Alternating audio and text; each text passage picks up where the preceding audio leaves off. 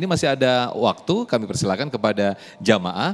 Satu orang yang akan mengajukan pertanyaan. Ibu Wangila, betul ya? Wangila, ini selalu wangi, Masya Allah. Boleh berdiri Ibu untuk diajukan pertanyaan dan akan dijawab Kiai Haji Sumarno Syafi'i. Silakan Ibu.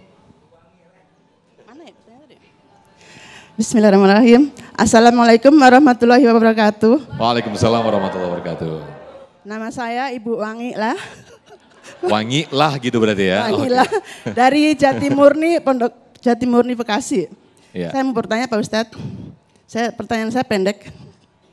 Bagaimana cara menjaga keimanan ketika doa terasa belum dikabulkan? Padahal kita sangat membutuhkannya dalam kondisi penuh kendala, gitu aja. Baik. Assalamualaikum warahmatullahi wabarakatuh. Waalaikumsalam warahmatullahi wabarakatuh. Ibu ada kendala tapi kayaknya senyum-senyum terus nih Ibu. Kayak gembira terus. Bagaimana Kiai Sumarno Syafi'i untuk meyakinkan diri bahwa kita berdoa ini akan Ibu ada dikabulkan oleh Allah. Ya Allah ya Rabbi, sebelum saya jawab semerbak harumnya udah terasa di saya. Nah, tapi sebelum itu saya mau nambahkan dulu ada jawaban yang lebih penting. Dari pertanyaan tadi yang disampaikan, kadang kita orang tua dengan anak terus terang aja, seakan-akan kita bertransaksi kepada anak. Kita sekolahin, kita biayain, kita kita hidupi dia, bahkan sampai kita nikahin, kita kawinin dia. Itu seakan-akan anak tuh dibebani jadi transaksi. Padahal itu kewajiban orang tua. Dan ketika kita melaksanakan kewajiban, enggak boleh kita mengharapkan timbal balik dari anak. Nah, ini penyakit kita nih, udah hafal banget no penyakitnya ibu-ibu. Makanya perempuan akan dapat pahala yang besar kalau dia tulus ikhlas. Mulai dari dia ngeden sampai dia membesarkan anak, yang paling banyak terasa ibu. Jangan ibu nanti merasa bulas utang budi, ngutangin budi. Bertransaksi kepada anak. Kadang-kadang maaf ya Bu. Kalau orang tua udah kena ngomel, kesel sama anak nggak tahu diri, gue udah urusin, gue udah biayain, gue udah sekolahin, sampai udah kawinin, anak setan lu, anak haram, jodoh lu semua aja sebut, sampai kebun binatang di absen tuh. Nah, ada nggak yang begini? Bukan orang sini, orang sono, itu orang Jerman Bu. Insya Allah orang Bekasi, alhamdulillah. Jangan kita kayak begitu Bu. Kewajiban kita tuh ngajak anak. Kewajiban kita didik anak, kewajiban kita besarkan anak, kewajiban kita adalah membentuk anak. Kalau anak itu nanti nggak benar, kita nggak didik, kita ditanya oleh Allah Subhanahu Wa Taala.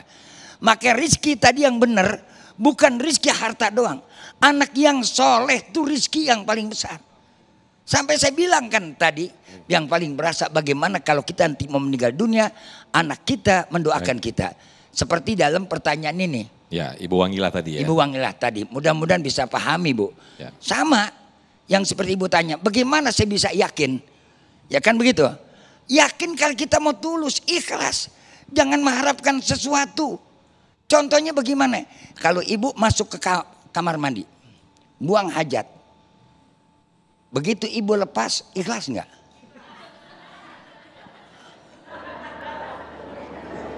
Itu belajar ikhlas di situ aja tuh. Gak usah tinggi-tinggi deh. Masuk kamar mandi perut kita mulus. Ikhlas enggak kita? Nah seperti itu jangan kita harapkan sesuatu.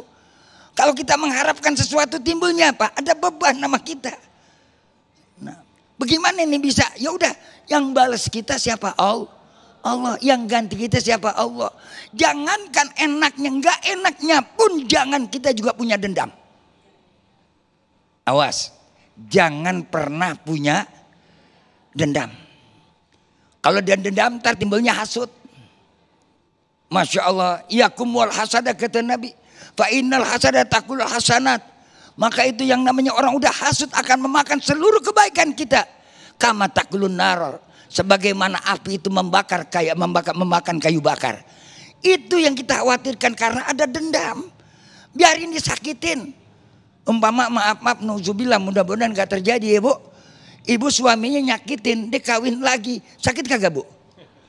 Perih kagak perasaan kita? Lebih baik kau bunuh aku dengan pedangmu daripada kau dustai aku dengan cintamu. Kan begitu ya? Orang wadan pasti bilang aku tak mau jikalau aku hidup di. Apa lantas ibu mau dendam sama suami? Serahkan kepada Allah. Ya Allah, bimbinglah hati saya, bimbing hati suami saya agar bisa bersama-sama di jalan Allah. Ini susah orang kayak begini, Bu. Saya jamin 1001 kagak bakal bisa ada. Kagak ada. Coba ibu disuruh pilih, ibu kira-kira mau duit 1 miliar, apa lakinya kawin lagi?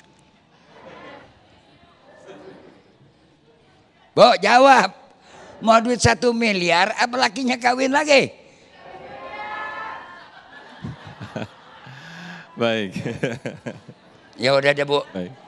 Hidup itu pilihan. Ya. Kalau mau pilih yang enak, insya Allah akan mendapatkan pama ya'mal misqala dzarratin khairan yara wa ma ya'mal misqala dzarratin syarran yara. Hidup itu pilihan. Mau pilih yang enak, maka kita juga menghadapi risiko. Mau pilih yang tidak enak, maka kita juga menghadapi risiko. Hidup itu siap menghadapi tantangan. Ya. Artinya hidup itu harus berjuang. Berani hidup adalah berani berjuang. Takut berjuang, jangan hidup. Baik, Masya Allah, terima kasih Haji Sumarno Syafi'i dan juga Ustadz Yusya Hakam atas tausiah yang disampaikan pada siang hari ini dengan tema yang menarik, yaitu kita punya kendala, Allah punya kendali. Mudah-mudahan apa yang disampaikan oleh guru-guru kita menjadikan hikmah dan juga ibroh dan juga meningkatkan ketakwaan kita kepada Allah Subhanahu wa Ta'ala, karena segala sesuatunya kita semakin berpasrah kepada Allah Subhanahu wa Ta'ala dengan tetap diiringi ikhtiar yang tinggi. Tetaplah bersama kami dalam Damai Indonesiaku.